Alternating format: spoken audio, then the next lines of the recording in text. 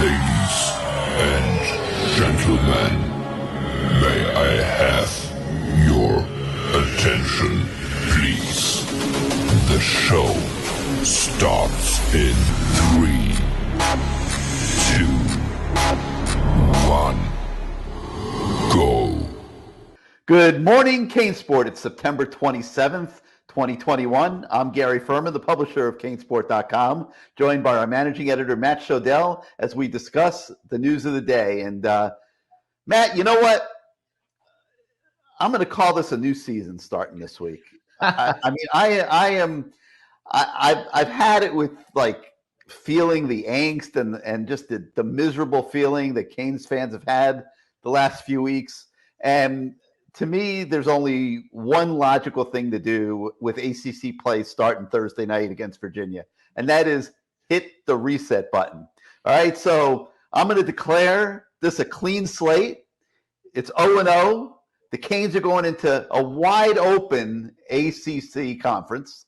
Let's be honest. Clemson is, looking very, very suspect.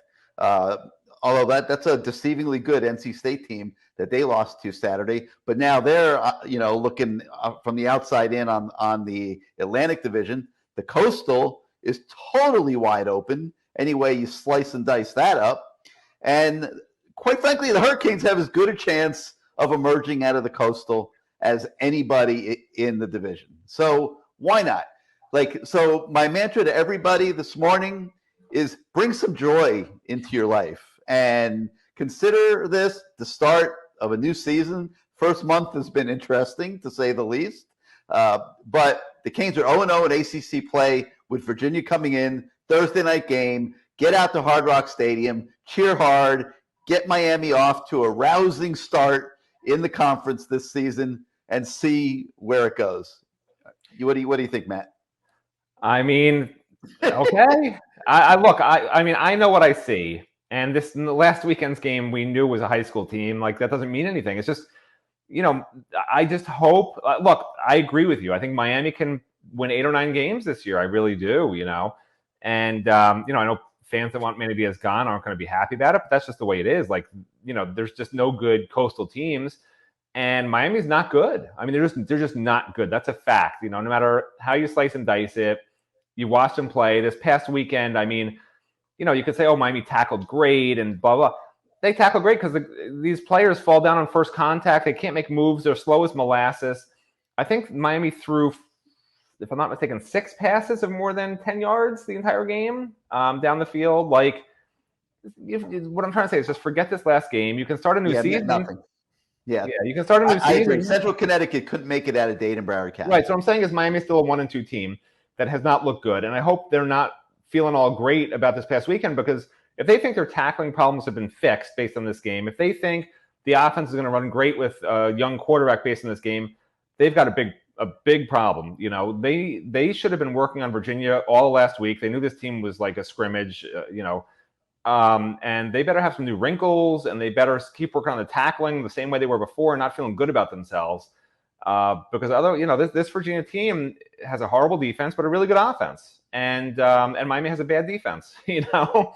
So they better have a plan, because if Miami's offense isn't functioning at all cylinders, if Derek King's out, which I think he will be out, this could be an upset. And if this is an upset and Virginia wins, I mean, all hell is going to break loose with Manny Diaz. I mean, it's going to be almost like Blake James isn't going to have a choice. This, to me, you can call it a new season. I call this the biggest game of the season. And going into the season, nobody would have said the Virginia game was the biggest game of the season.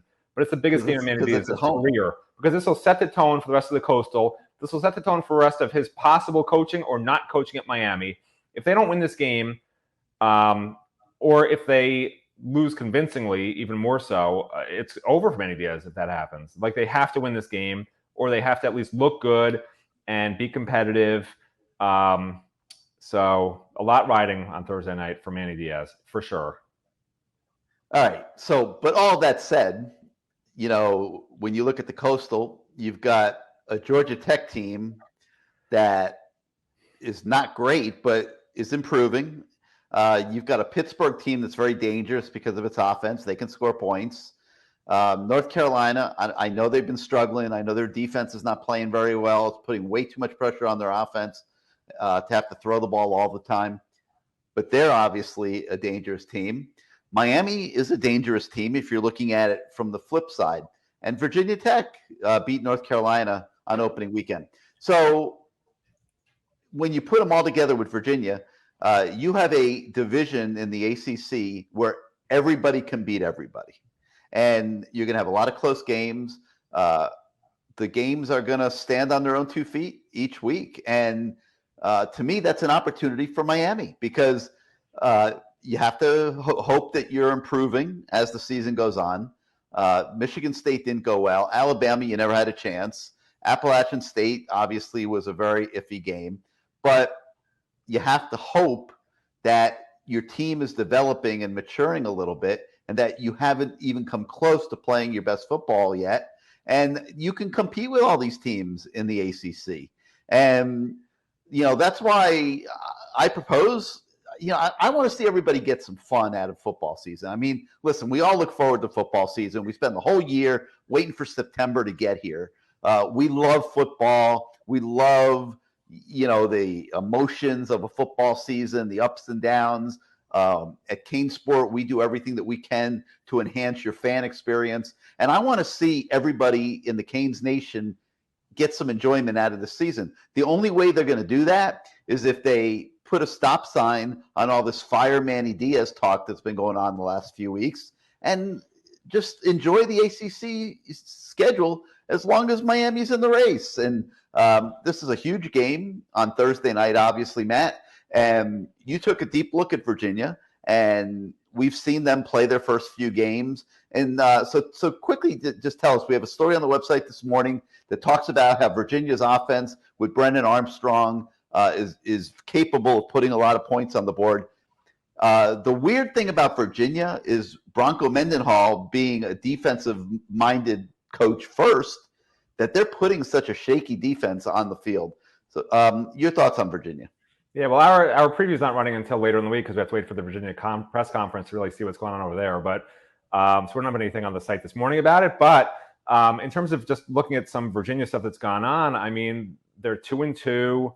They beat I think it was Illinois, which is not a real good team. They beat Franklin and Marshall, which is not a good team. They lost their next 2 games and gave up, I think, 90-plus points combined in those 2 games. Their defense is atrocious.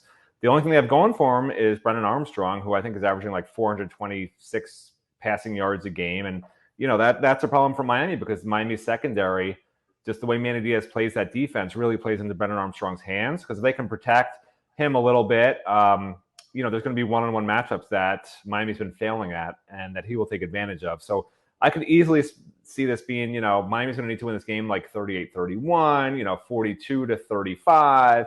They're going to have to, Miami's going to have to score a lot of points. I just don't see Miami shutting down Virginia's offense. But Virginia's defense is that bad. Like, they're just awful. I mean, they can't stop anybody. So I don't think it matters if it's Tyler Van Dyke's nervous and isn't throwing accurate passes. They can run through this defense. They can do whatever they want with this defense. It's that bad. I think Miami wins the game, but again, it's going to be high scoring. Coming off a bad loss against Wake Forest at home.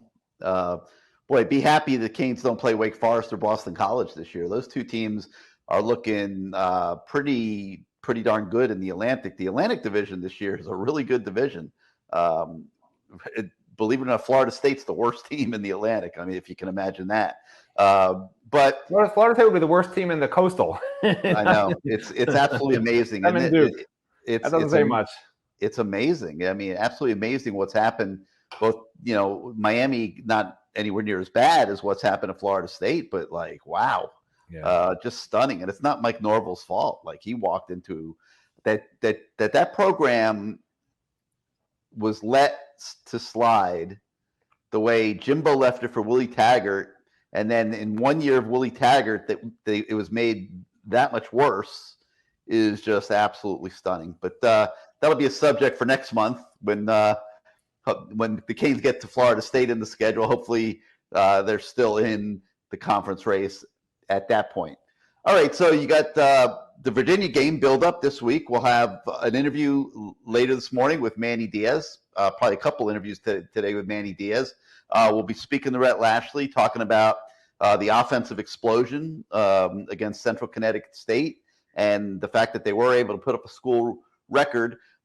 Like Matt said, I don't think that meant a whole hell of a lot, but I think the benefit of the game, and I can't stand those games. I think they're a joke that they even like put them on the schedule. But in this case, I think the game served Matt as a chance to change the mood in the room. And the Canes offense, got to do a lot of things and get a lot of people involved.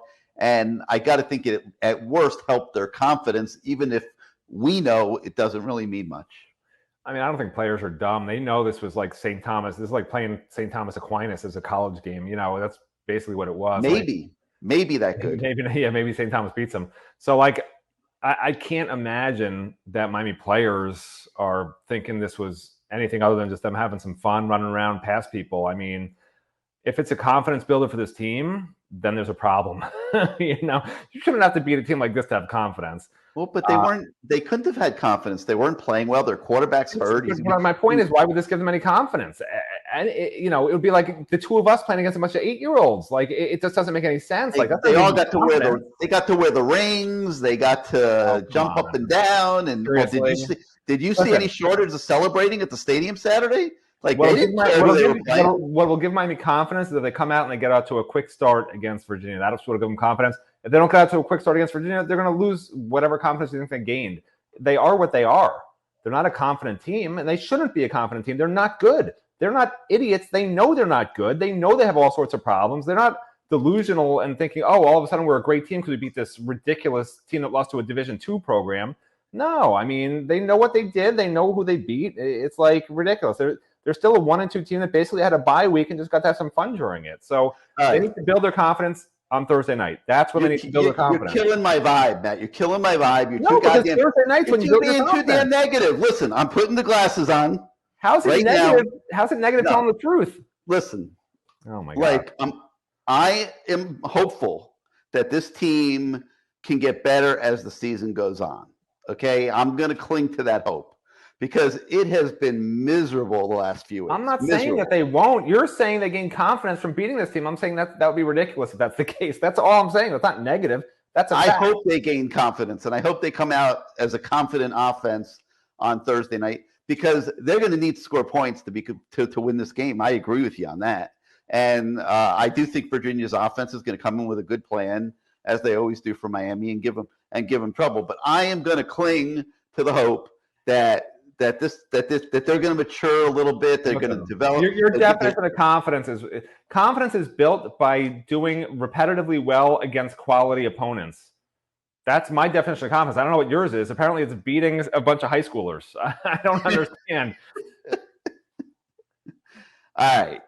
So we're going to build towards the Virginia game on Thursday night. We'll have stuff for you all week. We'll have, like we said, we'll have Manny. We'll have Manny later today, and we'll have Rhett Lashley. And we're even supposed to talk to Bob Shoop, which should be interesting because we'll get a chance to get sort of the analyst viewpoint on what's been going on defense. It'll be interesting to see what he has to say. So we're looking forward to that later today, and all of that will be on the website early afternoon. So we encourage everybody to check back as the day goes forward. All right, couple recruiting stories on the website this morning. Defensive tackle Isaiah Hastings from Clearwater is a kid that's getting a lot of action from Miami these days, a lot of interaction with Jess Simpson. And it looks to us, Matt, like Miami is pushing to get him into this recruiting class. Yeah, I mean, they could be recruiting him harder. Sometimes they talk to kids every day. This is a kid who's getting once or twice hit up once or twice a week. So, it's a little bit of a plan B, but just the fact that Oregon set up an official visit for this kid, just take him, get on him every day. Let's get him in the class. If Mario wants him, I want him, at this point, just after what Mario's done this year. So, we'll see. I mean, he likes Miami, the kid, so we'll see what happens, but Jess Simpson is, again, if he really wants him, he's going to have to recruit like Mario and really get on this kid every day like Oregon is, once or twice a week won't cut it. So we'll see if they pick up the pace moving forward here. Poor Mario. I don't know if you got a chance to see one of his receivers spun the ball after a catch and cost him 15. Mario. I mean, listen, that's what you do. That's how you get a young Do you remember what CJ, the receivers coach back in the day, Curtis Johnson, used to do to? CJ would have done it. Yeah, he would have lit into somebody like No, that. he would do it. I mean, his whole thing was you break down these young players and then build them up again because they come in thinking they're the best and they're going to celebrate and they're going to showboat and it's all about them. And until you teach them it's about the team, like, that's, some people were saying on the message boards that like that's what Miami needs to do instead of letting these kids celebrate and take photos at halftime or whatever they were doing, at the game the other day, which was a little ridiculous. It's not like a circus, like this is football. This is big business in a way, and fans want to win games, and the kids have to sort of treat it like a business in a sense, and not be about themselves and be about the team and be about the business of winning games. So I really didn't have a problem with Mario doing that. I never liked it when Lou Holtz would grab people's helmets and drag them around. But getting in a kid's face and yelling at him and straightening him out, and the kid was paying perfect attention. You could see that kid staring at Mario in the eyes the whole time. Yes, never lost eye contact. I noticed that. And you know what that states? That states that he has a grip on that team, and they respect him. The kid knew he made a mistake. He killed their drive. They're driving for points before the half. He totally blew it up just by spinning a stupid football after just not even that crazy of a catch. Certainly deserved to be reprimanded. I thought the announcers were a little too harsh on Mario. Yes, he threw his headset, blah, blah, blah, blah, blah. Coaches smash chalkboards in locker rooms. They do things to get their players' attention. I will say one thing, by doing that, he got the attention of the entire team, that this is not acceptable. You're not doing that. Knock it, not knock it, but I don't think you're going to see anybody on that team making a selfish move like that anytime in the near future. And if he accomplished that, I'm sure he accomplished what he set out to accomplish. But that's a different subject. So if Mario's recruiting Isaiah Hastings, you just want to blanket take him and get him in the class, and I get it. Like, the guy has been a recruiting maniac, so he's recruiting as well as anybody in the country. Another interesting story is on 2023 linebacker Tusili Akana, I believe I'm pronouncing that correctly, a rising 2023 kid from Utah, who the Hurricanes have put on their radar. They're recruiting the offensive lineman at that school. Matt, refresh me on the name. I just want them to get both these kids. You have to say their names all the time. Tupuve Snoop Amama. Okay, there we go. It's the offensive lineman 2021. That one's way beyond my IQ level. I mean, that's a mouthful, that name. Anyway, they're teammates, and Miami found this linebacker at the same high school when they were recruiting Snoop, and they're recruiting him heavily now. He's a 2023 kid, so that story is worth checking out on the website this morning as well. If you didn't catch him yesterday afternoon, our By the Numbers feature with the Pro Football Focus grades is on the website. My fifth quarter Q&A, where I go back and forth with the fans all day on Sunday, that's still on the website. My God, like that Q&A, man. If you aren't in the habit of checking out that Q&A, that thing is insane every single week. It is absolutely on fire. Okay. All the different topics that end up getting covered in that thing. So I really encourage you, to look at that feature every week. And it usually takes pretty much all day Sunday we end up with dozens and dozens and dozens of topics and questions and kick them back and forth. It's really a very unique feature to our site, and I hope that you guys get a chance to check that out and enjoy that. Right, Matt. Well, that's going to do it for today. A lot going on. We'll have the interviews I just spoke about on the website later today. If anybody has not had the time to check out our CaneSport Films presentation of Zach McLeod, the link is still there on the website. It's right underneath the main content item. You'll see it says CaneSport Films. You also can find that on our YouTube channel. It's pretty cool. The new type of content that we're introducing at CaneSport this year through our NIL deals. I think you'll like it. Programming notes of this week: you've got CaneSport Live Tuesday night at 8. You've got the Lamar Thomas Show Wednesday night at 8. I'm sure that'll be as much fun as it's been the last few weeks. And if you haven't had a chance to watch those shows the last few weeks, I encourage you to make the time to do that as well. They've really been very entertaining, and the former players are great. Some people might not like what they're saying. Some people might feel threatened by it. But the one thing that you can't say is that these guys don't wear their emotions on their sleeve, that they don't not tell it like it is. It is real talk to the max, and very, very, very interesting points of view to listen to. All right, so that's going to do it for today. For Matt Shodell, I'm Gary Furman. Thanks for joining us today on Good Morning CaneSport. We'll be back at you tomorrow, and make sure you check out the website all day today for that fresh content. Goodbye, everybody.